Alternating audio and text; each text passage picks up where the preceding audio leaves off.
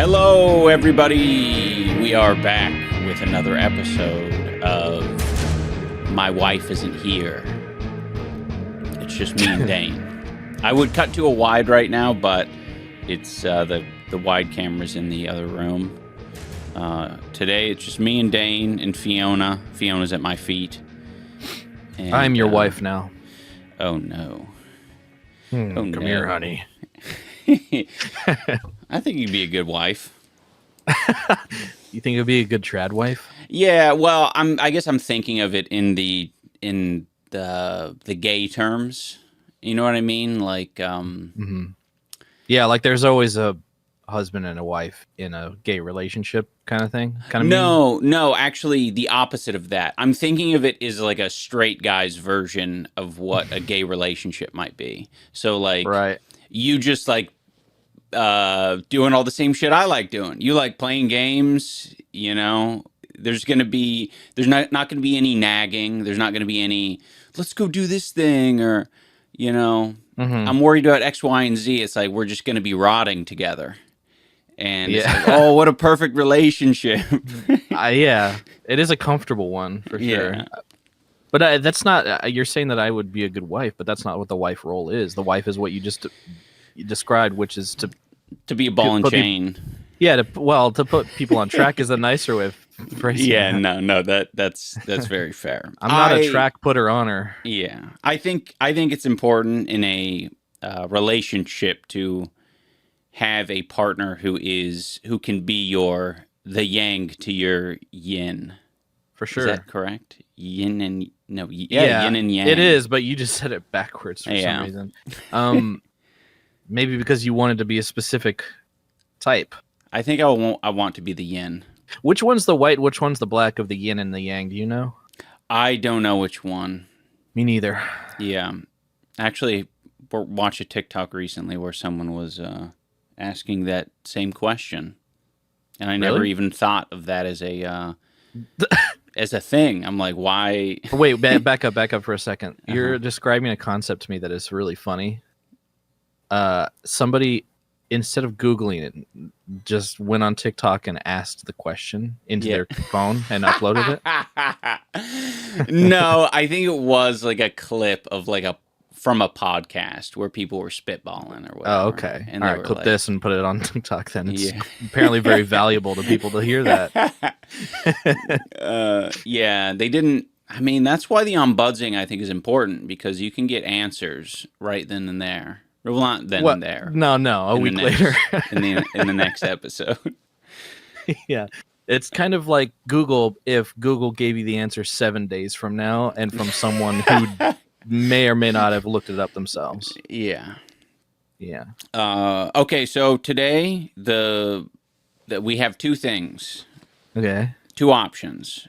One, we can go over some of the would you rathers that I've been cooking up.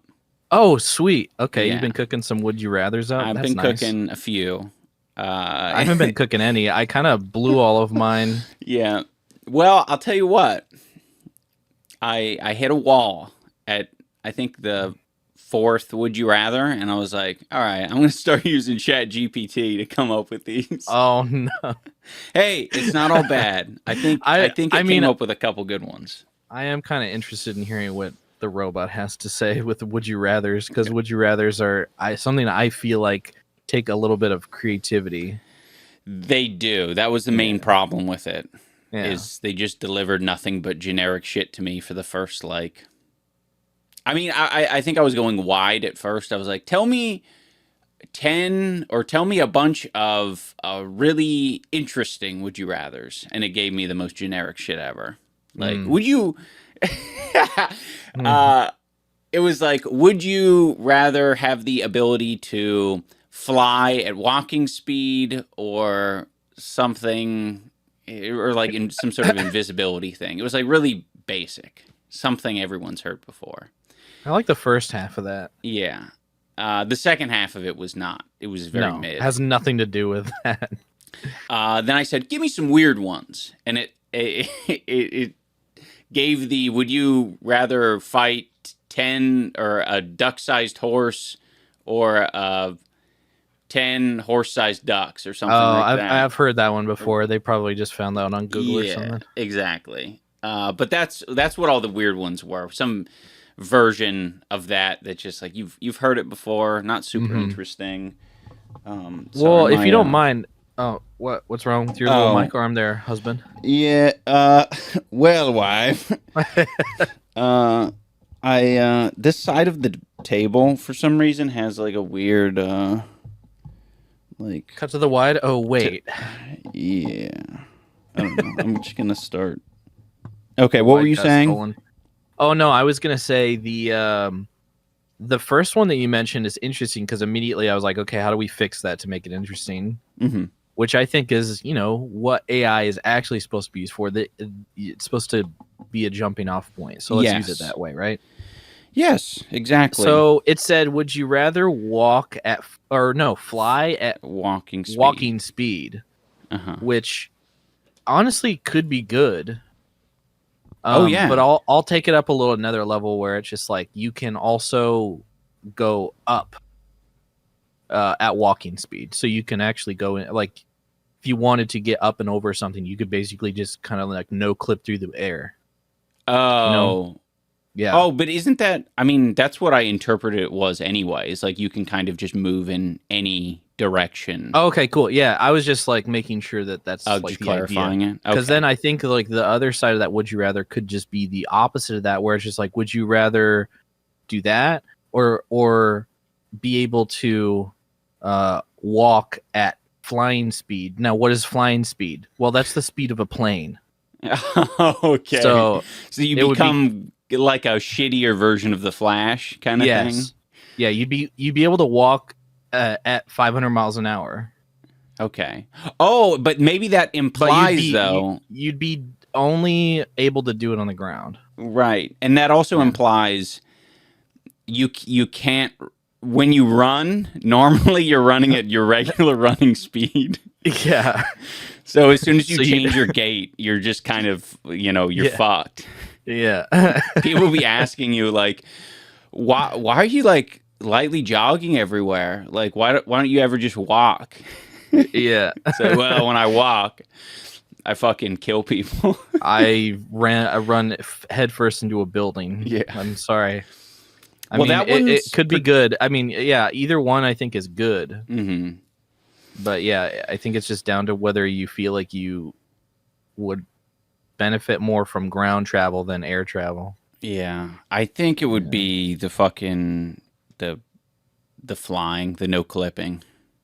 Yeah, it just feels so just like a little bit more control. Yeah, not overpowered. You just have a better life. You're just you don't need to do anything crazy with it. You don't need to like, I don't know, like play in the NBA or something like that and make yourself rich. You just make your regular life a little bit more interesting.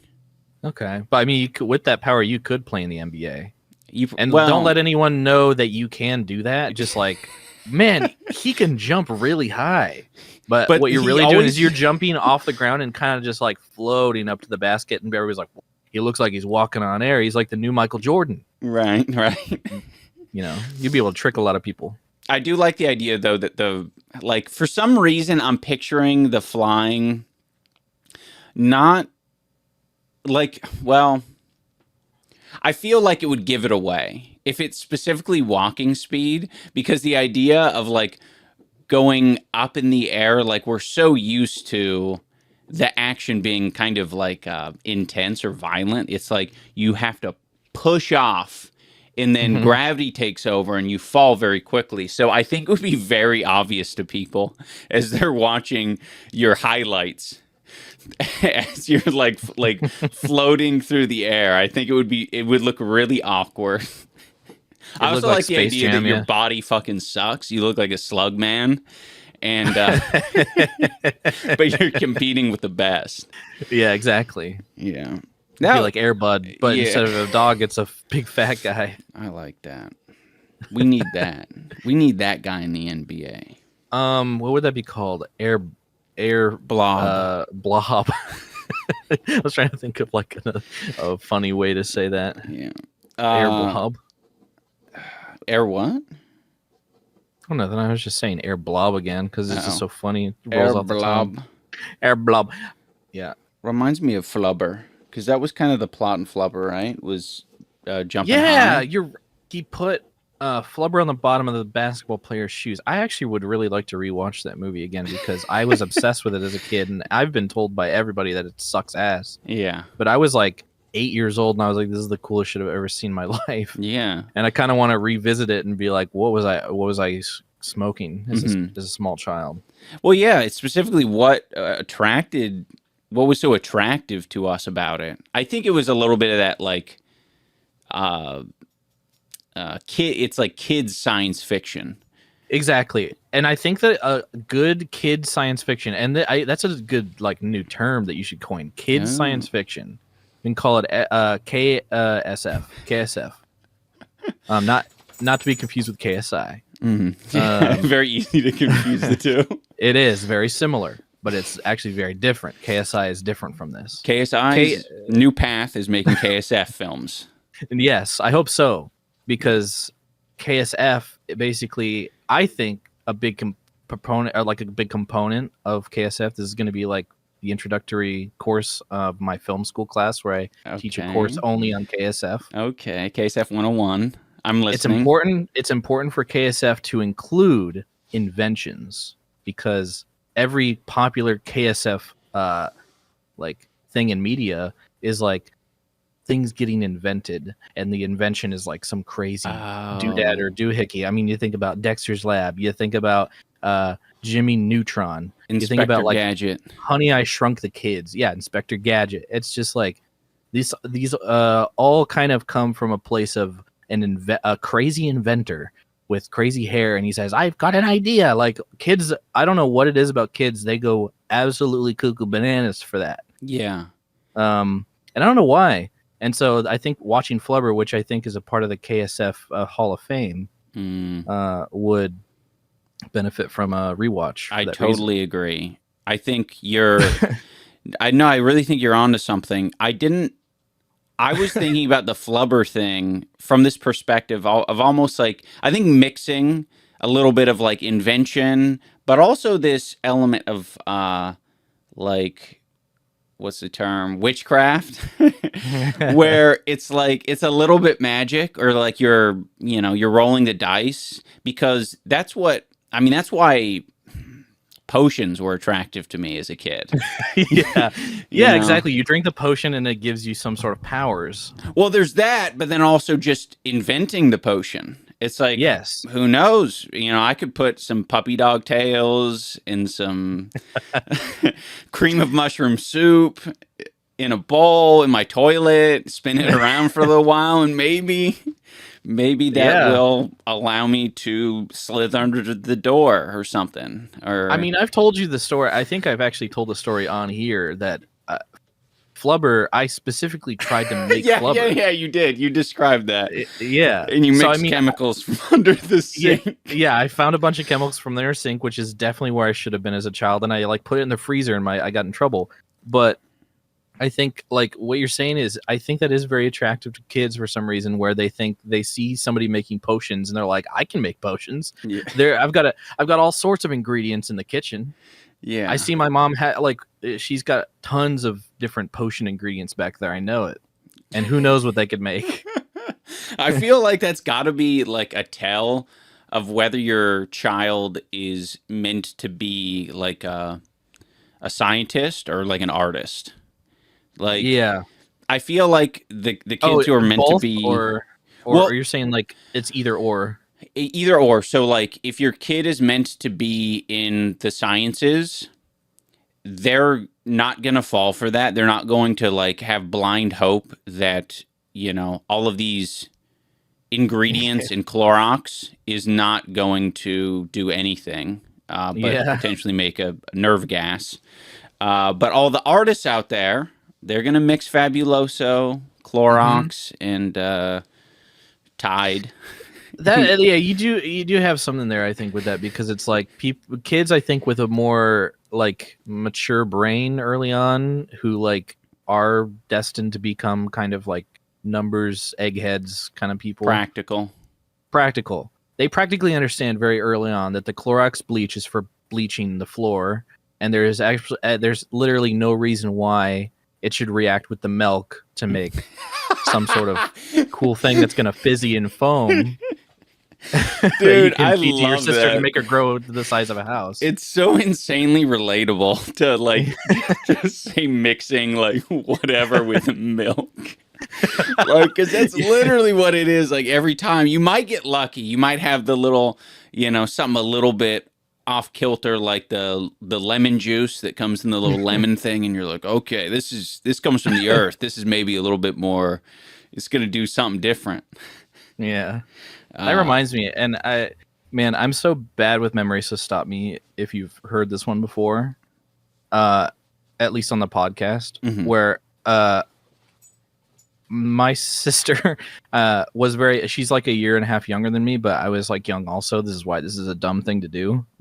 But we got home from the store, and my mom had bought like apple juice and Pine Sol, and I was just like, oh, I'm going to pour a glass of apple juice for myself, and as a joke, I'm gonna pour a glass of Pine Sol for my sister. Oh my god! And like, luckily, like my mom stopped it.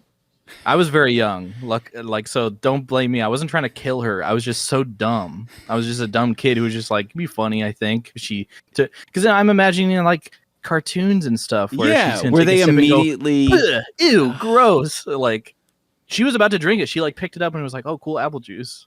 Oh my! And then my mom saw the Pine Sol next to it, put two and two together, and was like, "Don't do that.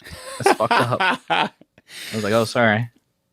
Yeah, man, you're right. That is totally a fucking thing that you would see in Malcolm in the Middle or some shit like that.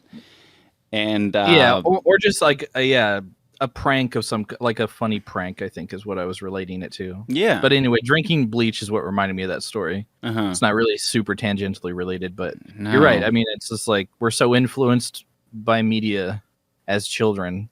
Yeah. And a lot of it is like either dangerous or just like, I don't know. I can only imagine like how many kids do you think have gotten injured trying to make something in their backyard because they saw Jimmy Neutron or like how many kids do you think like tried to have a lab, like Dexter's lab? I think it's got to be a lot, right? Because I think this is a very relatable experience. Most of us, thankfully, like lucked out, but the numbers have got to be big, like and I don't know if it always comes back to I was just, I was inspired by Dexter's Lab, or I was inspired by all of this, media that I've been consuming. It's kind of just like, I think lands on the kid where it's like, why do you fucking do that? And they're just kind of like, they're not going to blame a cartoon. They're just going to be like, I foolishly thought that I could build a rocket ship. Yeah. Yes, exactly. I did thought that was something I could do as a child because I saw children doing it on television. Right. I apologize, mother. Yeah. Whereas when you're raised as a little bit more of a wolf kid and you're just, you're in your tribe and you're just fucking, all you know is sticks and stones and sap from the tree, you're just probably going to end up like, I don't know, whittling things. Maybe you cut your fingers and toes trying to whittle.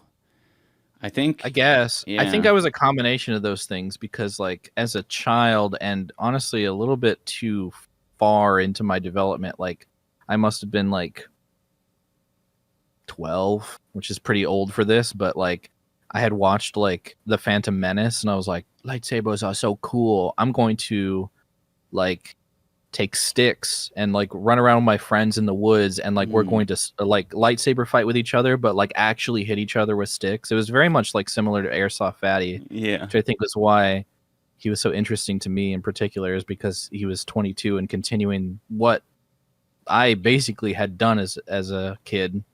I mean, I feel like even 12 was a little too old for me, but dude, I was doing that shit. I think up until 16. Legit. Like really? Me and my friends, I remember Anthony and Caleb. We would go over to Anthony's house and he had a very like absent mom, and she'd just give us free reign of the house, and we would just we would role play Harry Potter, we'd role play Star Wars. He was super into Star Trek, so he had like this little he would play Star Trek as we're playing Harry Potter.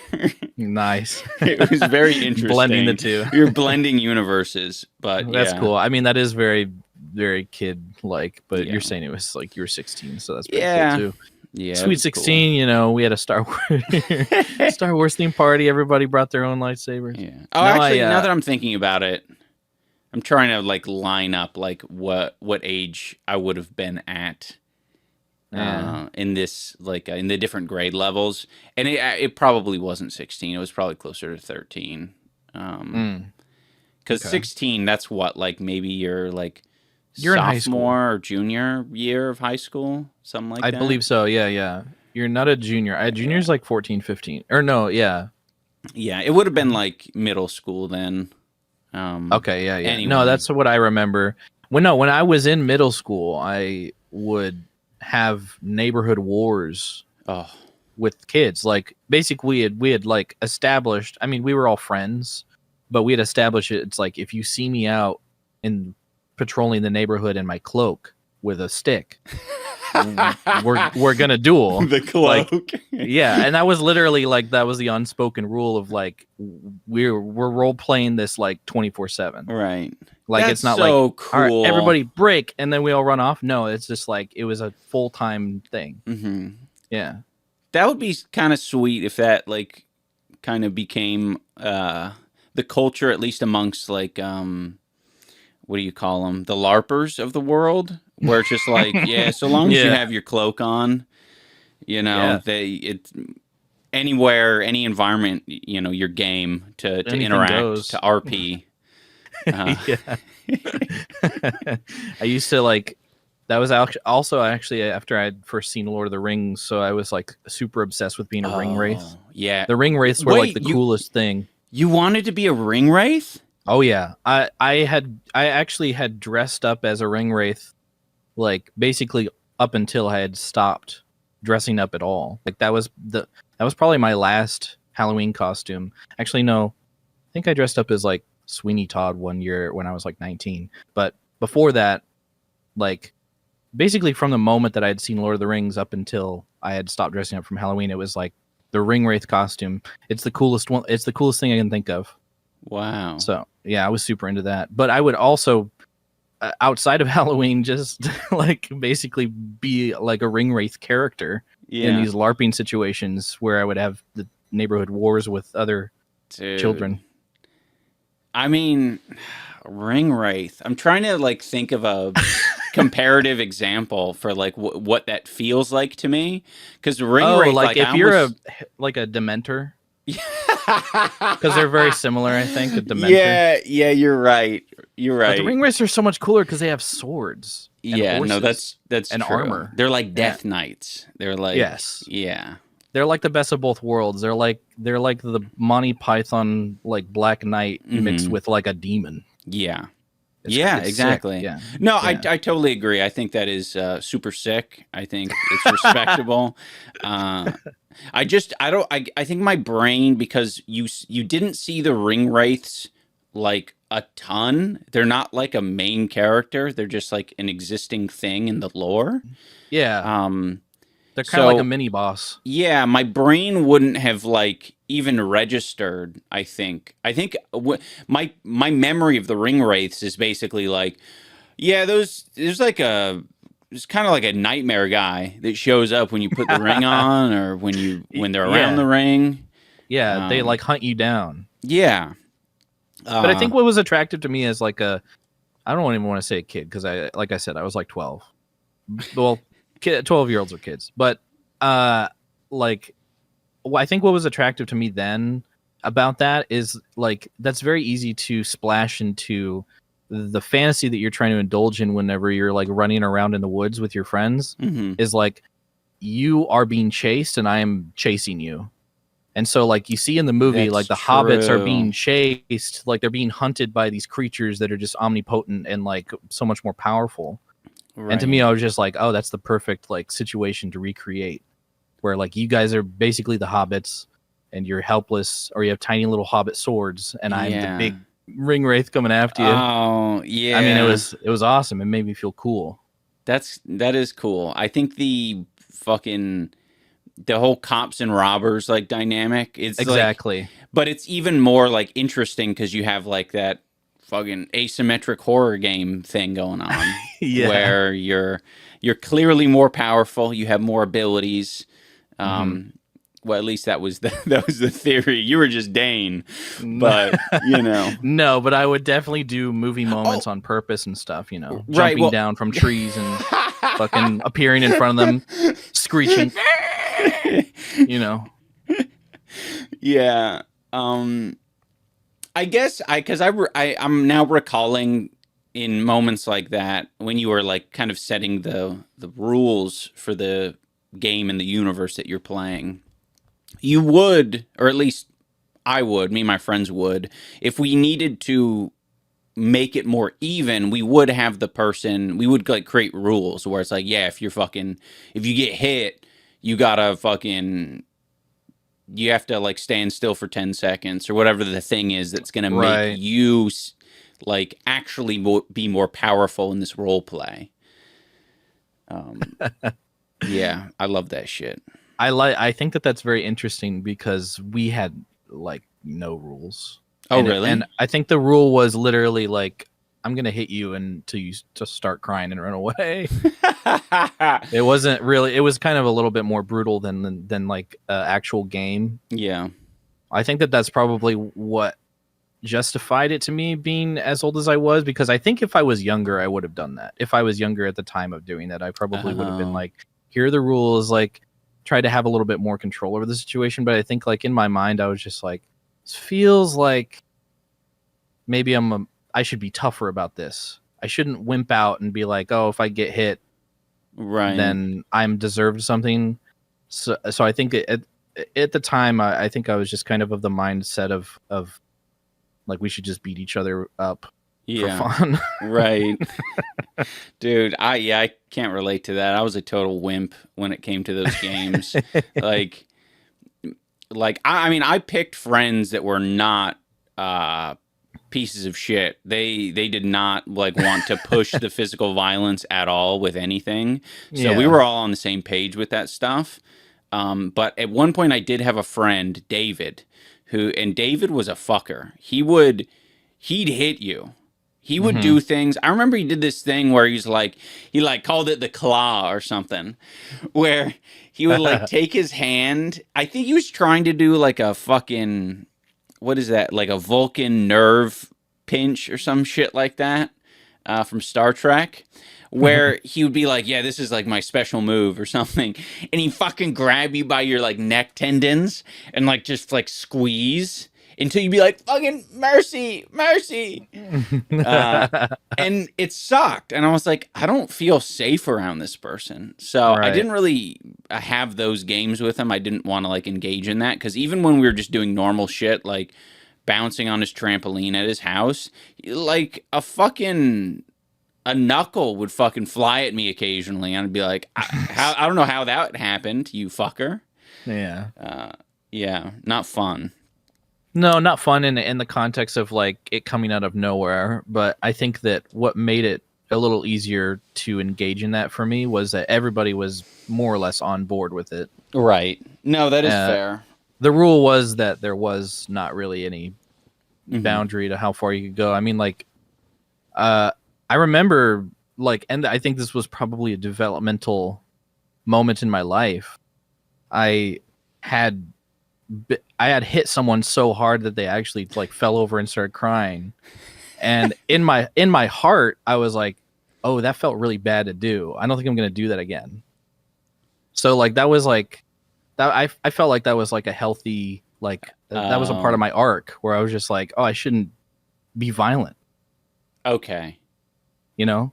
Yeah. I think it's important. I think what I'm trying to say is like, and this may be like kind of boomerish, but I think it's important to like test those kinds of limits without any rules so that you can experience like empathy, like to experience like, oh, it kind of feels bad to harm people. so that like you won't do it anymore, because I think it's like it's different to tell someone that it's bad to hurt someone than to I don't know, hurt someone and then feel bad about it. Yeah, it's a little bit more memorable. Yeah, I remember hurting hurting my friends at varying ages, but I don't know, like most of the times I'm trying to think of a moment where I was like clearly like in the wrong, or I like took it too far kind of thing. Mm-hmm. I can't really think of it. Like most of the times I like it was like me retaliating against them doing something fucked up. Yeah, revenge. Yeah, it was revenge. Man, there's no one who loves revenge more than children. It's true. You could just be talking to like a fucking niece or nephew, and they'll just casually bring up revenge. Let's get revenge on my sister. Yeah. Like, what? For what? She broke my toy 3 years ago. Yeah. Yeah. You're like, wait, revenge for what? And they're like, just being my sister. She's just always shitty. It's like, what? Gosh. There's like a great Louis C.K. joke about that, I think, where his daughters like were fighting because one of them broke the other one's toy. And he was like, what do you want me to do about it? And she's like, break her toy. And like they're like little girls, like 6 years old. Yeah. Yeah. It's just funny too. Because that is very like, I bet you that really did happen, because this is so realistic. It brings up like what you were just mentioning about kids.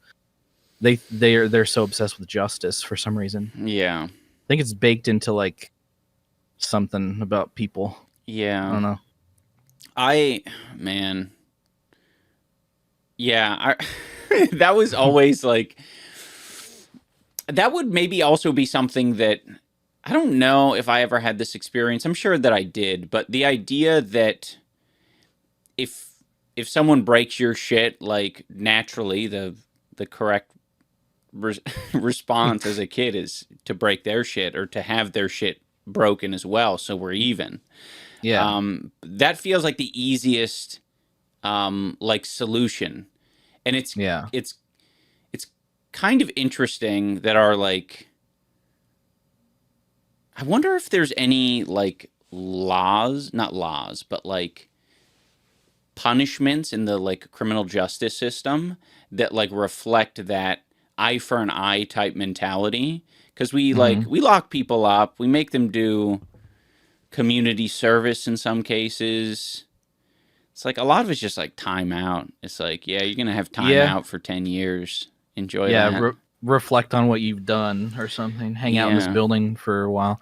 I had a movie idea for the longest time that essentially is about that, but it's kind of also very similar to, I mean, what you're describing is also very similar to the movie A Clockwork Orange. Have you ever seen that? Oh, I have not. I've seen. So really, it's kind of an old movie. Screenshots of Clockwork Orange. Oh, I've seen lots of GIFs, lots of PNGs, lots of JPEGs. No, but it is in like moving picture format, and it's about that kind of. I mean, like it's about a lot of things, I think, but I think it's just about like evil people. And like, basically to sum up like the plot sort of for you, to give you an idea of why this is so similar, what you're talking about is like the main character is like a evil bastard, like annoying bitch. And he like does horrible things, like commits crimes, like hurts people. And then he gets arrested, basically goes to like jail, and the government, this takes place in like kind of like an alternate future, by the way. This is kind of like sort of semi-dystopian world that they live in. He gets sent to like a experimental program where they basically show him a bunch of images of violence over and over and over again while listening to like his favorite song. And I think that the idea was to basically traumatize him to the point where like images of violence are like traumatizing to him in the same way that like maybe violence would be traumatizing to his victims or something. At least that's what I got out of it. I mean, it could be. It's like one of the most discussed movies ever. Yeah. So I'm sure that there's people out there who's like, no, that's not correct, and that's, I think, that point. But what I got out of the ending, and this might be a little bit of a spoiler, is that like it doesn't really resolve that idea at all. It just kind of like says like, oh, some people are just fucking evil. There's not really much we can do about it. And I wasn't really like super satisfied with that idea. Do you think that there's just people who are just like evil and there's no chance for redemption? Or do you think that everybody has a chance at experiencing an arc in some way? Or do you think that there's just people who are just irredeemable? Oh, man. I know it's kind of a big question. It is a big question. so you don't have to answer it.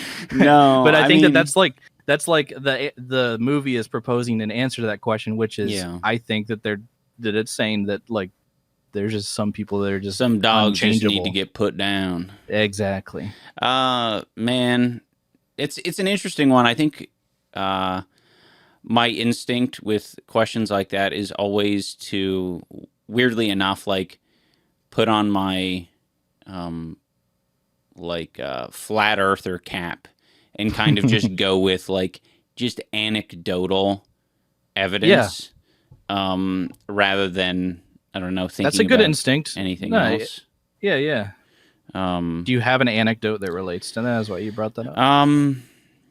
I think it's difficult, but I brought up the dog thing for a reason, is that it does feel like some people are born into situations that are just, it almost takes more effort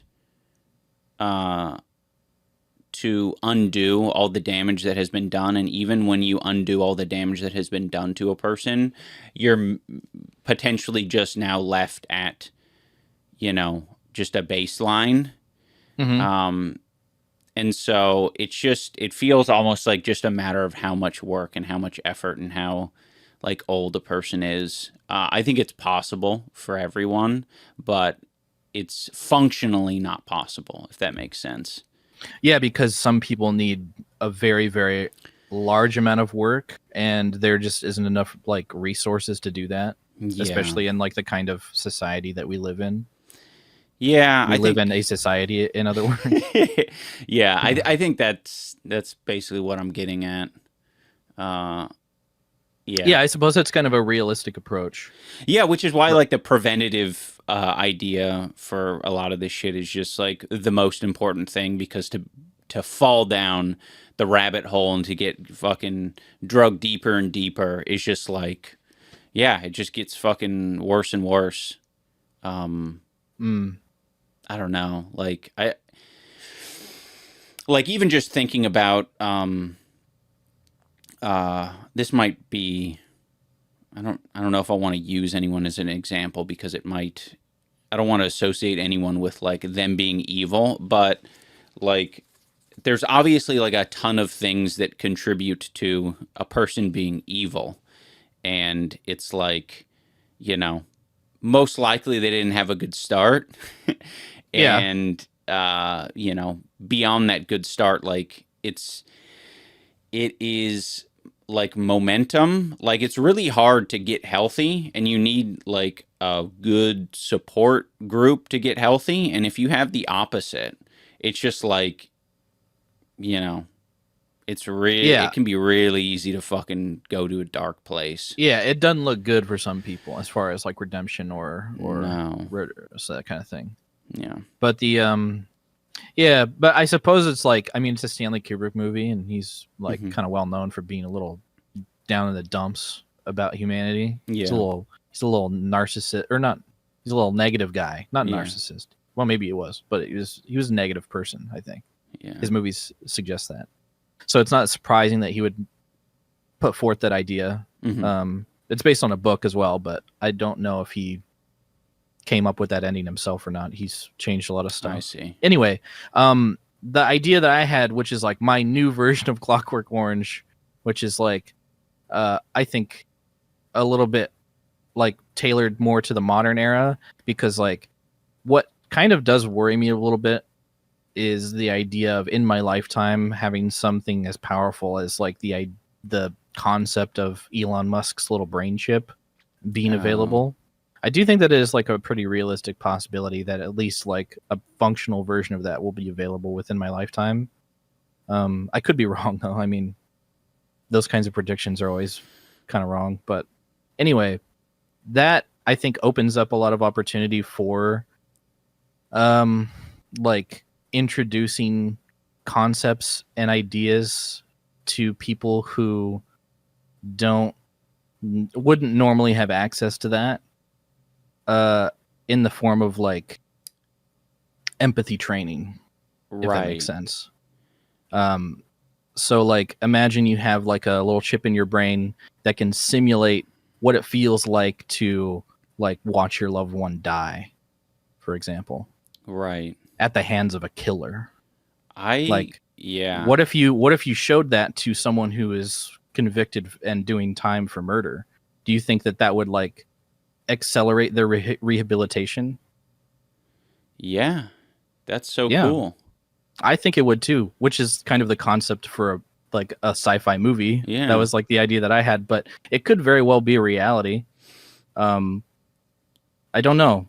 I think it's hard to say though, because it's like that only functionally would work or be like supported by a system if like the people behind it believed that experiencing that would give you empathy. Mm-hmm. I think if you had like the Stanley Kubrick POV where it's just like some dogs just need to be put down, like you wouldn't even entertain that idea. You'd just be like, oh, we can't even fix him. Even if we showed him what it's like to experience the trauma of his victims firsthand, he would be immune to it because he's evil, you know? Yeah. I don't think that is I don't think that we're wired in that way. I think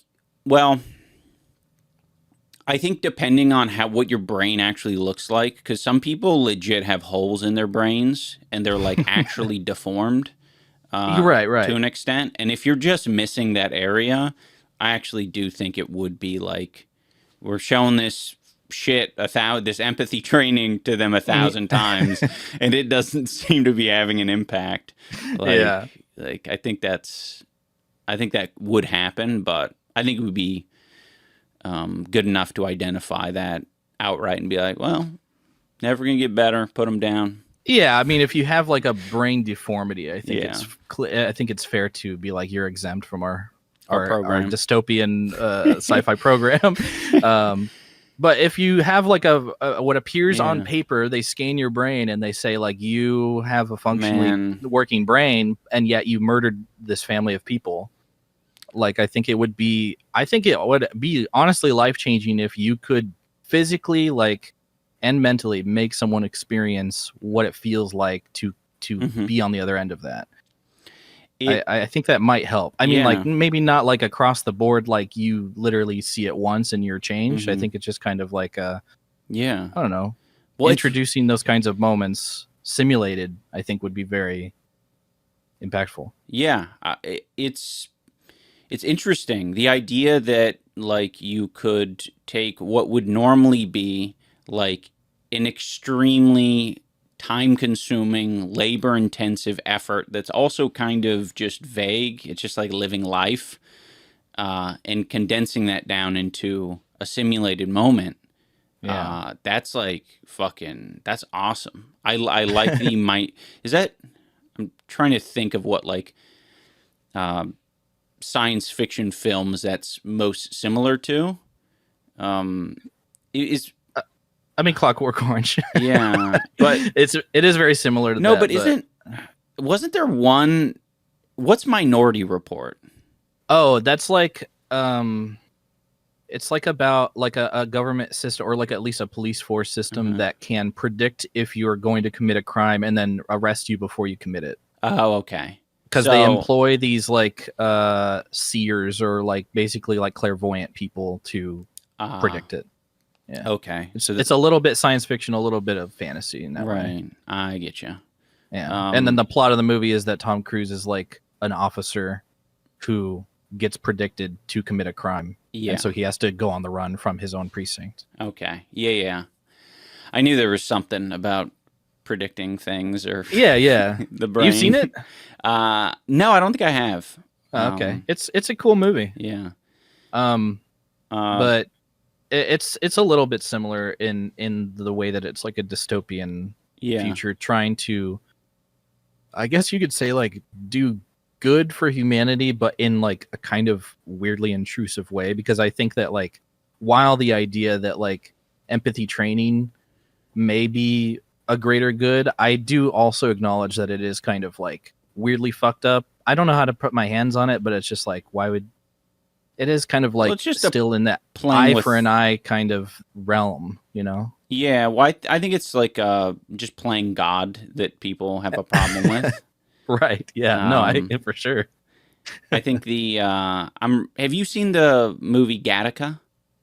No, it's on my list of movies to watch though. Yeah, that's that one's very interesting. I liked it a lot. It it's kind of a similar thing with the playing God situation. Yeah. And I won't spoil anything, but basically it's I think in the same general kind of science fiction vibe as what you're coming up here with Empathy Training movie. Yeah, okay. You should call it Empathy Training Day. And we'll get Denzel Washington to be in it. Yeah. Hey, you. Yes, you. Go buy our Patreon, because if you do, you'll be rewarded with content. Loads of content. Check this out. You remember that one numbers game where it's like you combine numbers in a grid, like a fucking 8x8 grid, and you try to make Sudoku. Almost. Yeah, you could tell that the game was like, it's like Sudoku but different. No, you like would merge the numbers. It was like math related. Anyway, It doesn't matter. Someone in the comments will tell me, because that shit got popular. Before we get off of this, I do really quick want to give you an idea of like why I do kind of. Well, I mean, this is just from my experience, and everybody's different, obviously. But I do believe that like I'm a pretty normal person, so I feel like a lot of people may react to experiencing like a simulation of doing something awful in a negative way to make them feel like I don't want to do that. Because, and this is just like VR. So, you know, like a VR headset? Yeah. So I have one, and I've played a game on there called Gorn, I think it's called. It's like basically like a sword and shield slasher, kind of like you fight guys in an arena kind of thing. Mm-hmm. And it's really violent, and you're basically just having guys run at you, and you fucking hit them with a sword, and you can lop their heads off and like stab them, and they fall over and blood goes everywhere. And it's really disgusting and like violent in a way that a lot of video games are.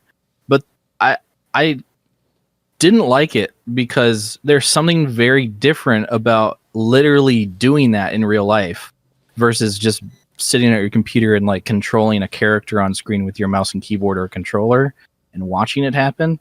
I think that when you physically are doing it, it like, I don't know, it actually started to activate these like things in my brain where I was just like, this feels bad to do. Like, I feel bad for these characters in this video game. So I feel like if a fucking video game can trigger that in me, I feel like if you made it realistic enough to where it felt real, like it would be like a nightmare. Yeah. You know what I mean? It would be bad for the person. Well, it's amazing that you say that you've gotten those feelings out of a video game, basically. Mm-hmm. That indicates to me that might be the empathy training that you're talking about, where it's like, it's just literally better VR. I was thinking like, like you said, with a brain chip, where you just kind of, you could just go under or something, and it's just playing a dream in your head. And it's like it's grabbing things that are very like important to you already, like your mom or something, and it's just killing your mom over and over again. Exactly. Yeah. Just a little bit more of a mental prison. But you're right. But it could be like a softer version of that, where it's a little bit more training wheels, where it's like, okay, you don't have to go under, but like in this game, it is going to like curtail to your life a little bit. You are going to be in it VR, so it's like it feels very real. Yeah, and you experience all the things that can maybe make you a full human. Right. It's like the Punisher, but the Punisher, instead of killing you, puts you in VR and says, "This is how it felt, bitch." Yeah, true. I'm reminded of a lot of this is very reminiscent of I think maybe a couple episodes of Black Mirror. Mm-hmm. Like I'm thinking of Hang the DJ. I mean, that one's obviously like a romantic oh yeah. situation. Oh right. That's the dating app one. The dating one, yeah. Well, there's one called like White Bear or something, where like the lady is like basically being tortured because she like kidnapped and killed a kid or something. And then she's being tortured or whatever for like live television, and everybody like tunes in and watches it, and then her mind is erased, and then she has to do it again the next day. Oh, okay, yes. I have seen that one. That's so fucked up. That's the problem with Black Mirror. They're too interested in being like, how can we do some fucked up shit? Yeah. I do like the episodes that are a little bit happier. Yeah. Like Hang the DJ or the lesbians in Digital Heaven or whatever. Yeah. The lesbians in Digital Heaven. Was that the one? It had a weird name. It's called San Junipero because I think that's the name of the virtual city that they live in when they go to virtual heaven. Yeah, virtual heaven. Yeah, I loved Hang the DJ. That was my favorite. Yeah. Yeah. It it made a lot of sense. That was a good episode. I did not like the torturing one. I don't like the torturing one. There's a lot of torturing. A lot of it is like, what if there was a consciousness trapped in a thing? Yeah. For a million years. Yes. Yeah. It's a new and interesting idea. I like it. I don't think just like, torturing people, trapped consciousness type of that's deal. the idea from my little sci-fi movie. You torture people to make them good. Yeah. Is that how you interpret it? Is that it's going to be torture? Yeah, I mean, essentially it would be, right? Oh shit! I didn't think of it that way because I was very like the means justify the ends type of brain. I literally didn't think of it as torture. I was like, it seems about right. Like this is normal shit that we all like. Could potentially, given our circumstances, like experience. Let's just get it out of the way so that we can like live life as like fully realized people. You would get along with the Bush administration, I think. Yeah, true. Bush was like, "Oh, I didn't even think of it as torture. I thought, they took the buildings down, so like we should get information from that. I didn't even think about it like that." I was actually shocked when people started throwing around the word torture. What the hell? Yeah. That's why I trust Bush now. I'm like, I think he figured it out. Once he went through the whole thing, he's like, oh shit, maybe I should go to therapy. Yeah, that was his empathy training. Yeah. Leading the country for 8 years. Legit. That probably was his empathy training, which is fucked up. Why do all presidents just go normal mode after they finish their job? That's the real question. They've been through some shit. Yeah. It's like Trump's gonna fucking, commit a bunch of crimes and molest people and all this shit during his term. But once he's done, he's like, all right, maybe I'll take care of some dying donkeys on a farm. I mean, I will say, even already, Trump is the most likable when he's not the president. True. I mean, if you think about it, because I did actually watch Apprentice, and I was like, this guy's fucking funny. And and then when he was running for president, I was like, this guy gets up on stage and he yells at all the other politicians. It's so funny. And then he became president. I was like, it's not so funny no more. Yeah. And then he started like a coup and like a bunch of people got hurt and killed. And I was like, oh, this is not funny anymore. And then he's not president. Yeah. And now he's running for president and he's like going and doing an interview with Dr. Phil. And it's kind of funny again. Yeah. You know? Yeah. Oh, it is. Dude, did you see the Trump trading card commercial that he put out? No. What is that? That's insane. Literally, he's selling trading cards. They're basically like NFTs. I think they start at like $100 a piece. And the idea is that it's like just a big fundraising effort to essentially tell people like, yeah, this is like a really valuable thing. You have a chance of getting ones that are signed by me or ones that have a section of my presidential suit that has been cut out and like placed in the card. It's just this whole thing, and it's just to make money. You can see on the website that it says, like if you spend a certain amount, there's even like golden Trump like sneakers that you can get. It's fucking bizarre, and the whole thing feels like AI generated. It feels fake, but it's really his campaign. No, I'll tell you what's going on, and this is my theory. I think Barron Trump is literally his like campaign manager right now. Oh, you think? Because when he went on with Aiden Ross and when he went on with Theo Vaughn, he like immediately was like, oh, my son tells me that you're like big. Like he didn't actually know who either of those two people were. Right. But I think he went on those two podcasts in particular because Barron told him to.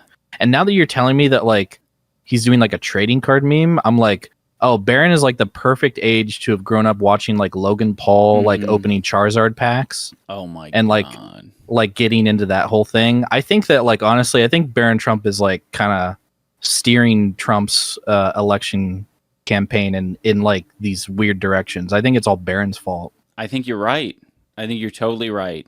Because it does feel like this time around, Trump has kind of it's like less new and interesting. It's like, yeah, we've seen this thing. It was kind of like exciting for everyone the first time around, seeing Trump like campaign and do crazy wacky stuff. But now it's like it's not novel. It's not as novel. And I think he's probably feeling that himself, like, you know, some amount of the invincibility wearing off. Yeah. So I think taking advice, or at least like hearing out Barron about like what's happening, how to like, you know, connect with the people. How do I reach these kids? Yeah. I think that's because I think that, when Kamala when they switched in Kamala, when they tag teamed her in, I think it scared them into being like, oh, we're not cool with the young people like she is. Yeah. Like she's big on TikTok. Like Trump's not big on TikTok. So I think like at least his campaign, like his real campaign man. I don't think that his son is literally his campaign manager, but I think that like his campaign was like, we don't know what to do. Like we're all old and out of touch. Like, do you know any like kids? Yeah. And he's like, I mean, I've got a kid. I can ask him at home. And he goes home and asks him. And Barron's like, well, I watch Aiden Ross. I watch Theo Vaughn. They're funny. You know, you could get in touch with them. I totally think that's what's happening. It's like the Dr. Phil thing seems like his idea because like right. Dr. Phil's Dr. fucking Phil thing. Me neither, but I saw that he did an interview with him. And I was like, it's kind of random. Very random. Yeah. The that's kind of his like only like real competitive advantage over Kamala is like the idea that there are a bunch of like essentially like famous losers who with like a lot of influence that are just like floating out there, and they, you know, they would absolutely at a moment's notice interact with Trump or do a stream with Trump. So it makes sense. I don't know what strategy looks like for presidential campaigns in 2024. I know there's like a lot of like, I know the professionals are like looking at a lot of data, and there's like swing states, and there's all of these like little like tiny things that you have to like manipulate. It's not like as simple as, fucking shaking hands with Aiden Ross, but interesting, and I'm excited to see what the outcome is. Yeah. All right, less than 2 months. Would you rather's? Oh, right. we took a big tangent. Yeah. By the way, it was, would you rather have the ability to teleport anywhere in the world, but only once a day, or be able to fly only at walking speed? Which actually isn't too bad now that I'm looking at it. I mean, I feel like it's very easy to do the first one. You would choose teleporting? Oh, 100%. I think teleporting, honestly, is like my number one superpower. Like when people are like, what superpower do you want? Yeah. Teleporting, 100%. Yeah. It's so efficient. Being able to travel with no time at all. I think, honestly, like there's movies like, I don't know how many movies have explored the idea how much teleportation would change like the human race. But I would love to see a sci-fi movie about that. Yeah, that would be cool. Because, I mean, it would. Like, they barely even touch on it in Harry Potter. Like, Harry Potter, like, wizards can just teleport wherever they want, and I feel like they barely use it. In combat, even. Oh, true. If you could teleport, like, I feel like you'd be doing it all the time. Yeah. Yeah. Just teleport literally across the room would... Yeah. Like, there's no downside to it, I guess. But yeah, I mean, the charge up or the cooldown time or whatever is like kind of an important factor. But in Harry Potter? No, I just mean in general, like with the question, because it says you can only do it once a day. Right. I'm saying that even if you did it once a day, it would still be like super hands worth down. it. Oh, for sure. Yeah, I think I agree. Don't you agree? I think I agree. Yeah. I don't even remember what the other one was because I saw stars in my eyes when you mentioned teleporting. Yeah, well, I'm thinking like obviously everything would fucking change, but I'm like if it only impacted you, and it basically means live wherever the fuck you want, within reason. You still wouldn't want to just like live in the middle of the desert because doesn't really accomplish anything. No, live in a place that you're the most comfortable, but you wouldn't have to worry about commuting anywhere. Yeah. Man, where would that be? Where would you want to live if it didn't matter? And I guess like money wasn't necessarily a factor, like because you can teleport and. I feel like this question has come up, and I'm so bad at answering it because I honestly don't. I don't really. I feel like you and I are the same on this, where it's like we don't really need very much to be happy with our living situation. I could literally, I mean, like, I think as long as, like, I don't live in a place that's, like, so unbearably hot or unbearably cold, I think this is, like, good. That's fine. That's, like, the one kind of prerequisite. I could live out in, like, the boonies pretty easily. I live downtown in a city pretty easily. Guess it would be, the determining factor probably then would be internet connectivity. Right. Not the only, but like one of the major ones. Because the boonies thing, like it's just like that's eliminating like large areas of land. Even if you have like a cool fucking. But even now, I think like maybe your idea of the boonies is like from when we were kids or something. Because I know a lot of people who live out in the boonies and they have perfectly fine internet. I see. I think that it's just like technology has just gotten really good. Starlink has made it very easy for people who live out in the middle of nowhere to have internet access. Yeah, but it's not freaking fiber. It's not fiber. It ain't fiber, brother. Yeah, you're right. I mean, if I was like being super picky about it though, I would probably choose somewhere with like fast internet. Like maybe, I mean, like since I have the ability to teleport once a day. Obviously I would want to use that for something cool and not just for like going to the store all the time. So if I could live near a store so that I don't have to waste my one teleport on doing that would be ideal. Like I would set myself up for like the most ideal situation where it's just like I actually don't need to teleport anywhere like lame or like stupid. Yeah. I can use that to teleport to the Bahamas and have a margarita on the beach with a hot bikini oiled up Brazilian. A Brazilian in the Bahamas. Yeah. Because she's coming with me on my arm. I'm introducing new power. You can teleport other people if you're touching skin to skin contact. You can teleport Brazilians. Yeah, I can teleport my Brazilian wife that I convinced to marry me after I told her that I can teleport. Yes, and she cannot divorce you. No, because I'm going to teleport her into her room and scare her every night if she does. Okay, so I like this idea that you have one teleport a day, so you have 365 teleports a year. And that's not, I mean, that's a good amount, but it's like, you would think about it. If you were coming to the end of your day, like, you know. Yeah, I haven't used my teleport yet. Like an average day, like, I haven't used my teleport yet. You'd be like, all right, I've got to try some different today. Yeah, I've been to I've already done Paris. I've gone to fucking the Bahamas a million times. I'm sick of it. Mm-hmm.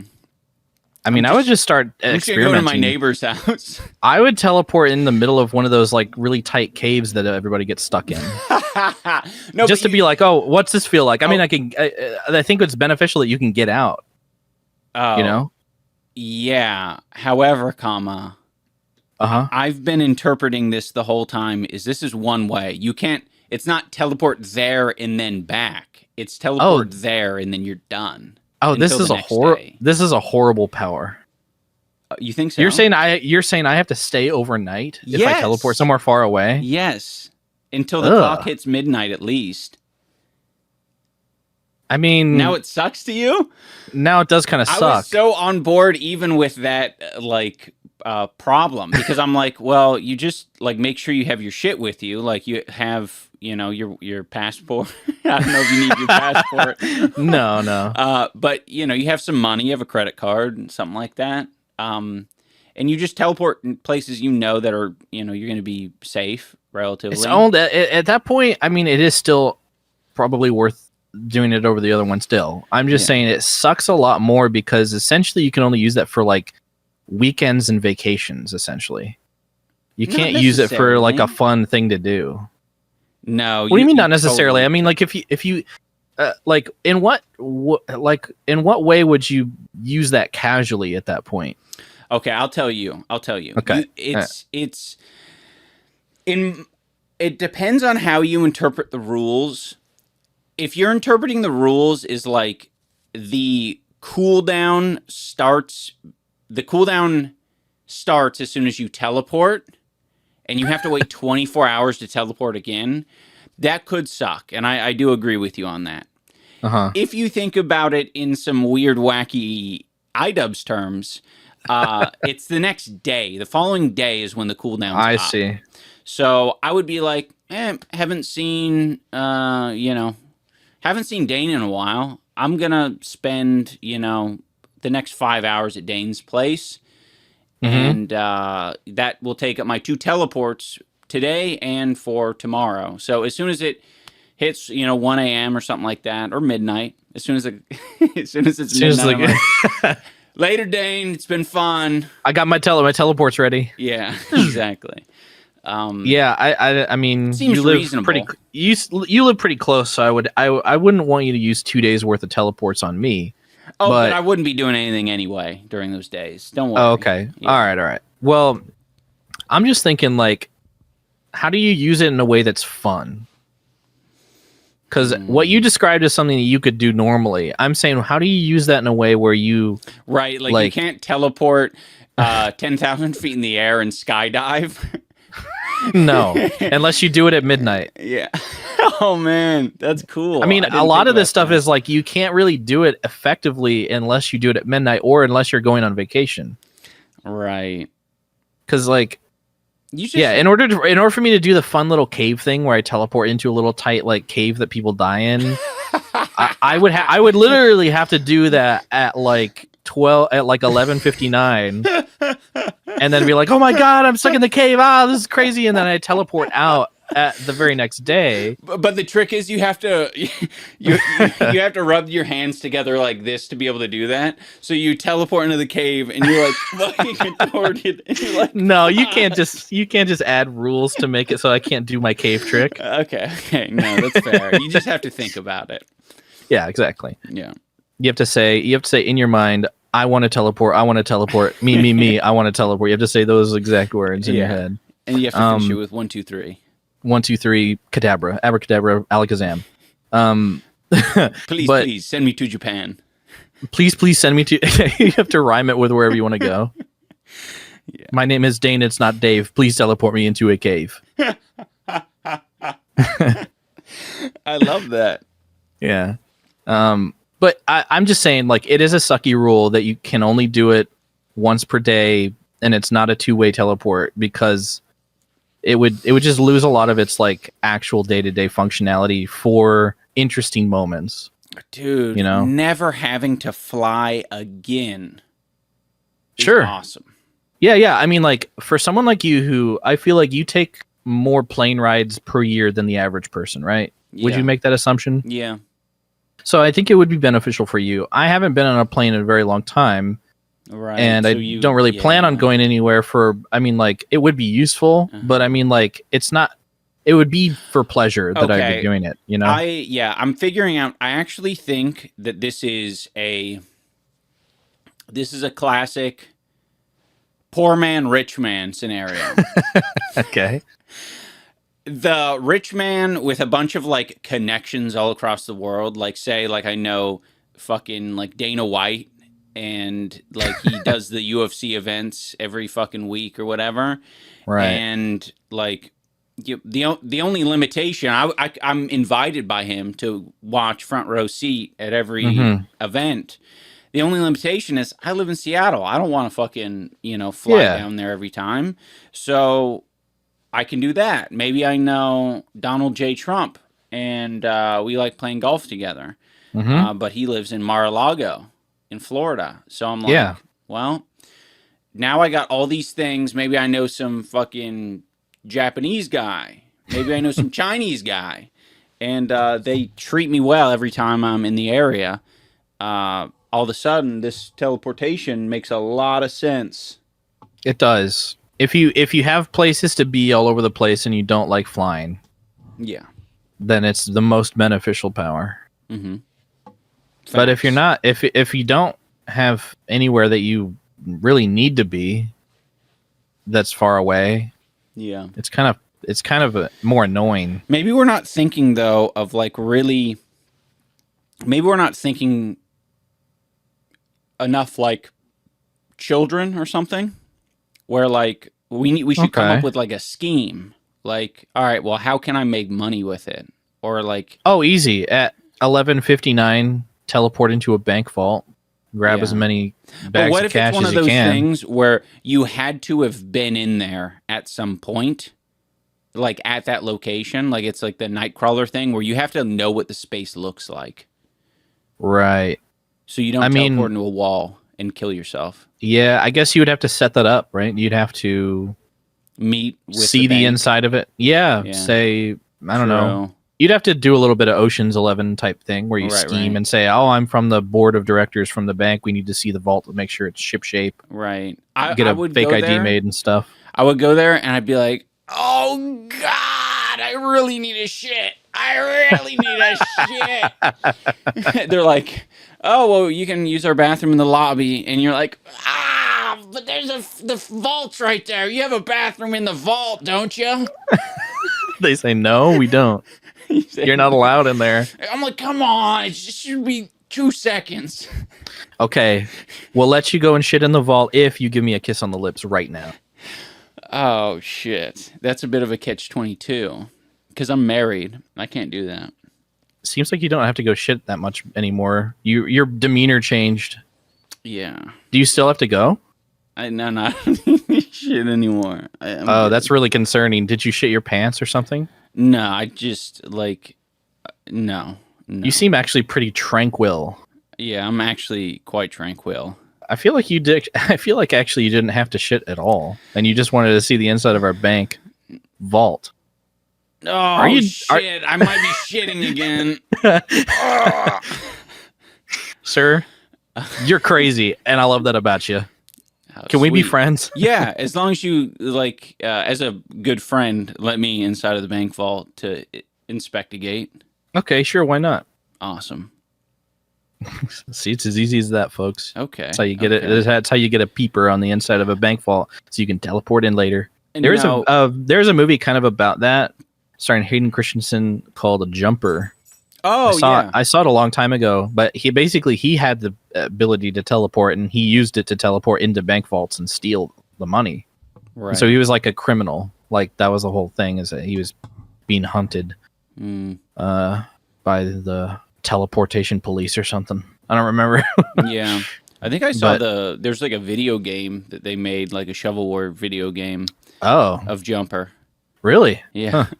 Interesting. Yeah. Came across my TikTok feed, and it was like, I don't know. It looked shitty. It was like a PS2 game or something. Yeah. Do they still do that? Do you know if they still like make those shitty games based on movies? I don't know. I've been so out of that world for so long. Well, I mean, I feel like I'm relatively in that world-ish. Yeah. Like, I feel like I am in the circles where I would hear about new games. Yeah.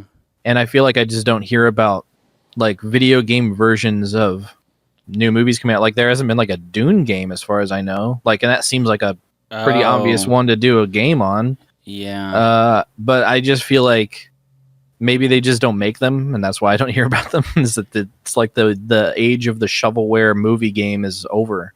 Maybe. Yeah. Well, yeah. Oh, sorry. Fiona's losing it. She's losing the plot. Oh, should put her down. I might do that. Okay. Yeah, I'm very curious because, like, I can't really think. I mean, Dune is a good example because you have a little bit more. Like, it's interesting. Like, it's another world. I think. Didn't Avatar must have made some games, right? Oh yeah, so they actually did make an Avatar game. I saw and it actually kind of looks like a AAA game though. Right. I'm talking about like I guess Dune maybe wouldn't ones that shouldn't be games. Right. I guess Dune is Dune is actually maybe not a good example of what I'm talking about, because like it would actually kind of make sense to make a game of Dune. But, like, Jumper, like, it doesn't make sense to make a game about that, but they still did. Yeah. And I'm just thinking, like, maybe the age of making games based on movies that, like, are not even slated to be, like, huge. Because I don't think Jumper was a big movie at all. Yeah. I'm thinking, like, it's kind of like the equivalent of making, like, a game about, like a random A24 movie or something. Right. Yeah. I'm on Reddit right now, and it says this person asked 1 year ago, so recent, whatever happened to games based on movies? There's a time when almost every movie would get a video game based on it. Now it's extremely rare. What happened? Did consoles get too advanced for companies to make? Did they just get bored? This person says, their username is the old game vet. They say 90% of the time, games based off movies and movies based off games are blatant cash grabs and lack the quality to actually make solid profit. Odds are the market analysis finally caught up after years of trying to headbutt through that particular wall. Yeah. So it does sound like you're right. Yeah, it sounds like it was kind of like early on, maybe in like some sort of like theory. I wonder what started that. There has to have been like a really successful thing or a string of really successful like movie games that like made them think that they should be doing that. Right. I'm trying to think of like what that might be. Like what's a really like iconic game that like was based on a movie that came out like maybe before all that. Because like it seems weird that they would just like start doing it randomly and like really stick to like, no, this has to work. Like there has to be like some, because like whenever you see like a bunch of like trends basically in like the market, it's usually because somebody did something successfully and they're just trying to recreate that. Right. So I'm just trying to apply that logic here. This person says back on older consoles, those movie games made tons of money. Problem is that development time and costs have increased dramatically. They can't pump out a movie tie-in game in a year like they used to and just milk the IP. It's harder to make games now, is what you're saying. Yeah, I think it's harder. It's more expensive, and also like we have standards. Like I remember some of these games back when we had to like rent this shit from Blockbuster, and we didn't even have a concept for what like a good game was. We were just like, what's the next thing? And no one knew what the next big game was going to be. Like this was before, Fortnite. This is before PUBG. That's true. I guess the idea of what like a good video game has changed, because now that I think about it, like those kinds of games, I think like you would literally rent them from Blockbuster for a weekend and you'd get everything out of it in a weekend, and you'd be happy with your purchase of $5 to rent it, and that was it. That was like the experience of the game. Yeah. Now games are so like long lasting. Like you expect whenever you pay $60 on a game, you're gonna get like 150, 200 hours out of it. Like I've seen that crop up a lot in discussions about games, especially games that fail that are priced at $60. A lot of the complaints are just like, for $60, I should get like 200 hours of gameplay out of it or something ridiculous like that. And to me, that feels like a ridiculous ask, but that really is the expectation, I think, when people buy like AAA games, that they're going to get like not just a few days worth of content out of it. Mm-hmm. You know? It reminds me of what you were talking about on the pod, where when you're looking for a game, you're looking to fucking, you're not looking to do the mobile thing where you're putting, maybe 10 minutes at a time on it. You're like, well, I want to be able to spend like 5 hours at a time on a game. Well, I think that's just session based is what I was talking about. Oh yeah, no, totally. I just mean to say that if it is session based in that way, I think naturally it would also have to have a longer total life as well. Well, I'm just saying, like a mobile game has that kind of like staying power because you can play it for years on the toilet. It'll add up over time how much time you're spending. Okay. Like I'd say that like you've probably spent like about as much time playing like what is it? What's that running game you mentioned last time? Temple Run. Temple Run. You've probably spent about as much time playing Temple Run as any other video game you own on Steam, right? Like, well, Temple Run's a bad example because I just mentioned a classically mobile game, but I've never actually played it. But what's a mobile game that you play a lot? Like, I mean, on the toilet or at the airport or whatever. Well, yeah, exactly. Yeah, Hearthstone. I mean, you can play that for a couple minutes at a time, but it adds up. It adds up over time, and I think that's like super important to people. I mean, imagine there's there exists no mobile game, I think, at least no successful mobile game where you play it from start to finish over the course of like 4 hours. Like, true. and then the game is just like you've done everything you can do in the game. Mm-hmm. Like that just doesn't exist because like people don't want that out of mobile games, and a game where that exists, like on the PC or something, I feel like they're making less and less of them. Mm-hmm. I think that a lot of people are like, where's Half-Life 3 been?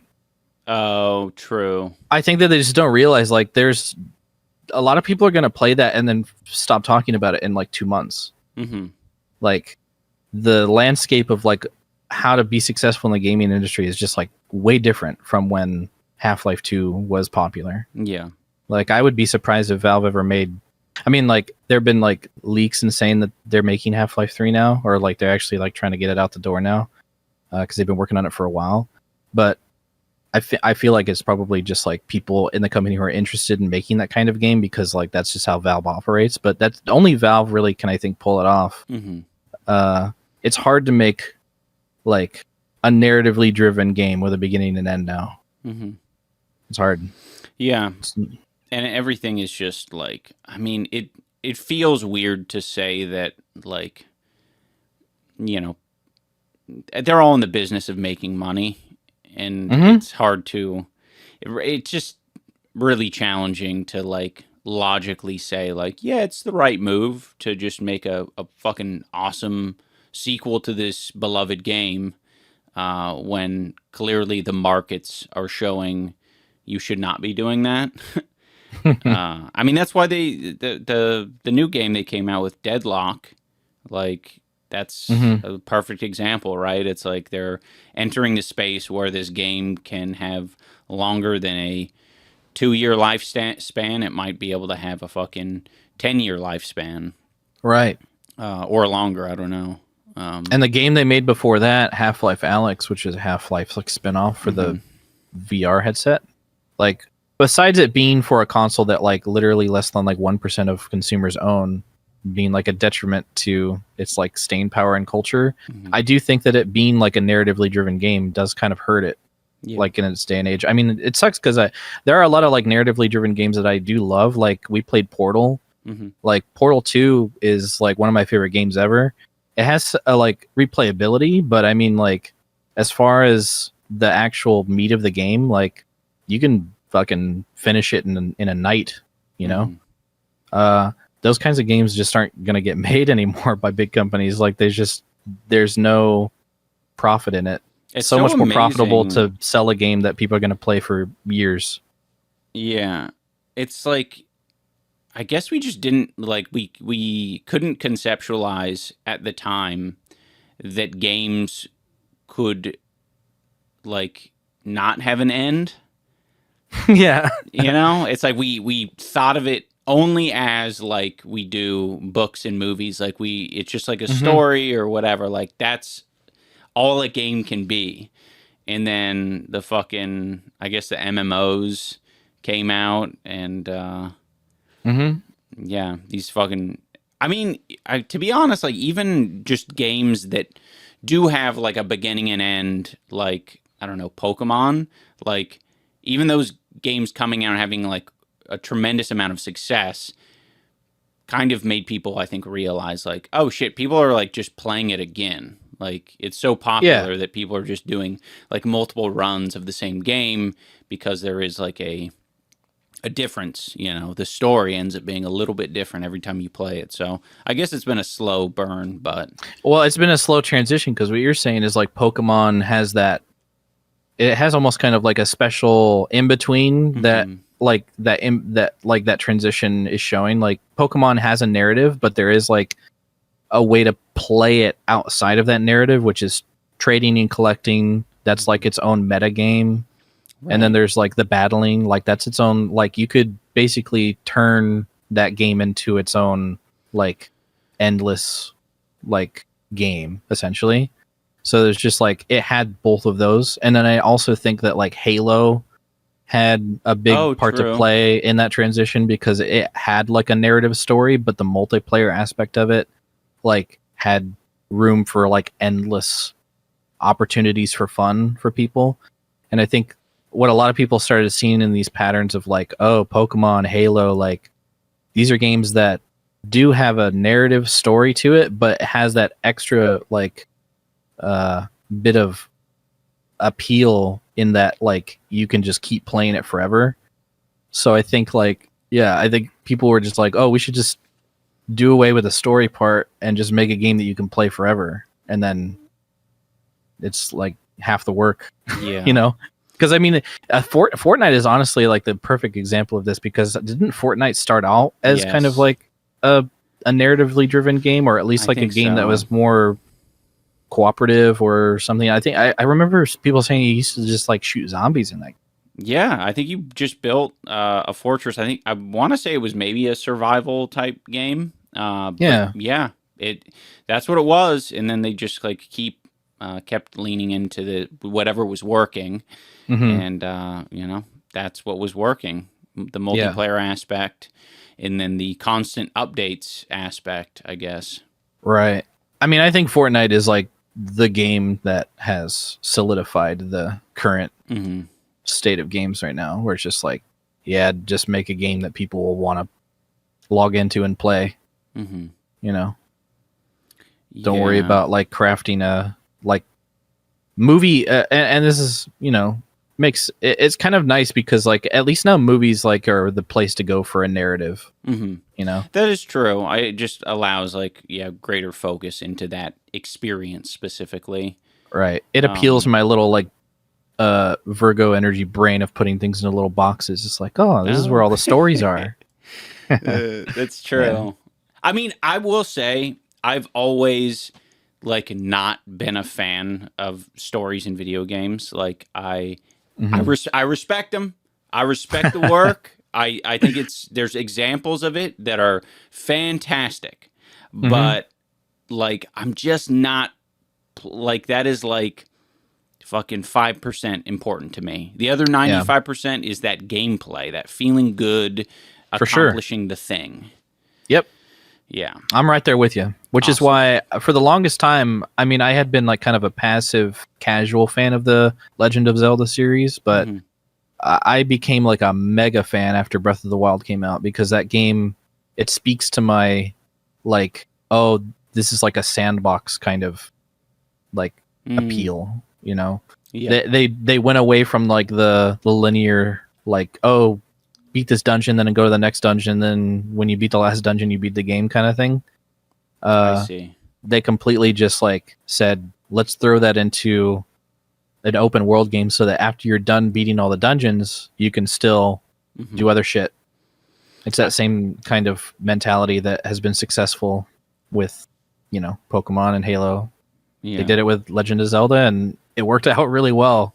So what do you think of the idea that every game should come with difficulty settings that essentially allows you to like a person of any skill level can set it and like complete the game fully, as opposed to maybe some people who are just like, this shit's hard. Dark Souls is too hard for me. I'm going to stop kind of thing. Like the idea that like every game like had to do that. Like they were mandated. Oh, I mean, I don't like that. I don't like regulations on that. I just don't. That's a bad way of putting it. I just mean to say, like, do you like the idea of that being the case? That world existing, that every game company did that? Well, yeah. I mean, I think it would make games more accessible, but I also do like see the value in a game series like Dark Souls, and I think it's actually kind of very helpful that Dark Souls has established itself in this way. I think that it like if you want to make a game or like a type of game where you're just like there is no difficulty setting, like it's always going to be this hard. I think that like that is fine because like if you don't like that, you could just not buy it. Yeah.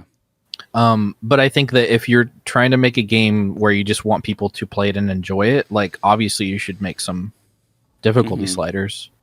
Yeah, you know? I think it's like maybe like a matter of like culture, and you're like kind of robbing an area, like a part of video game culture where it's like, no, that like that's what we love about it, you know, is like, you know, someone who like pushed through the same sort of like difficulty as someone else, like it's relatable, and it's like an exclusive club. Sure. You know, I think it. I think. Or are you saying that like it kind of robs people from participating in a part of the culture whenever you like kind of gatekeep it in that way? Like, yeah. I mean, or it could. It could. Yeah. I mean, is that actually what you're saying, or are you just like kind of agreeing with the? Well, thread? I mean, I guess I don't know what you're saying specifically, because I was saying that, I think generally that the I can relate to the idea that like a difficulty slider on every game would be fantastic for me personally, because I just don't have the patience for a lot of games. But I can also understand that having some exclusivity for the game would be good as well. Okay. That's all. It sounds like we were saying the same thing then. Yeah. Sorry, I just got confused. Yeah. But yeah, I've seen a lot of people saying like, "Oh, Dark Souls should have a difficulty slider." Yeah. But I think that kind of ruins the appeal of the games a little bit. Yeah. As somebody who's actually never even played a single Dark Souls game in my life, I still like the existence of the games. I think it's fun. Mm-hmm. I just it's a type of it's a game that I will eventually play. It's just kind of like on my list of games to play. Yeah. There's a lot of like iconic games I haven't played. It feels like, to me, it feels like it's more reflective of life, where, you know, a lot of things aren't, you know, that easy, and they're not going to become easy for you. So you do just kind of have to push through. I would understand it if it was just some weird, like, I don't know. It could be a bit, I guess the line that people are writing is like, how like ableist is your game? Like, if you can do some like small tweaks to make, I don't know, a fucking colorblind person be able to play it, or someone who has epilepsy or something play it, then valid. But yeah, I just think it's probably, I don't know where I was going with that. Well, I mean, it's kind of like the difference between, in my mind, like the difference between somebody being a fan of fitness and going to the gym and like punching the bag. Oh. And somebody boxing. Right. Because like those two people are doing the same kind of motion for different reasons. One of them is doing it for the feeling of exercising and like you get the endorphins and it's good for you.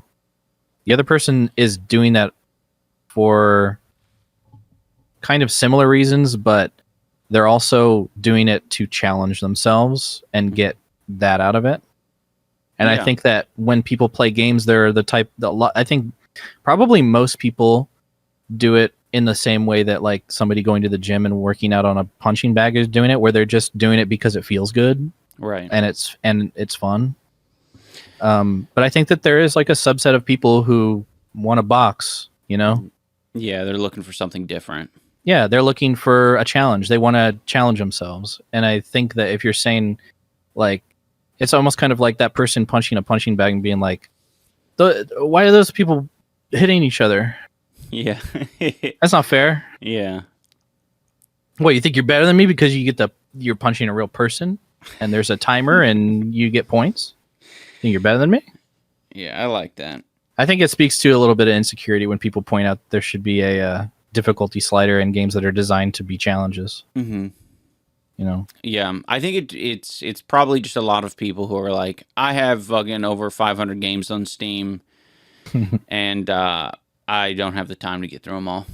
It's probably I guess. I mean, I have a lot of games on Steam that I've never played, but I think it's just kind of like because it seems like they give games away sometimes. Yeah, no, that's exactly what it is. Humble bundles add a lot to your library. Yeah, exactly. Yeah. All right, everyone. That is the end of this episode. Anissa was not here today. I'm sorry. She will be back next week. She was traveling around, visiting friends, and living life. So she'll be back next week. Thank you for watching. Hasta La vista, baby.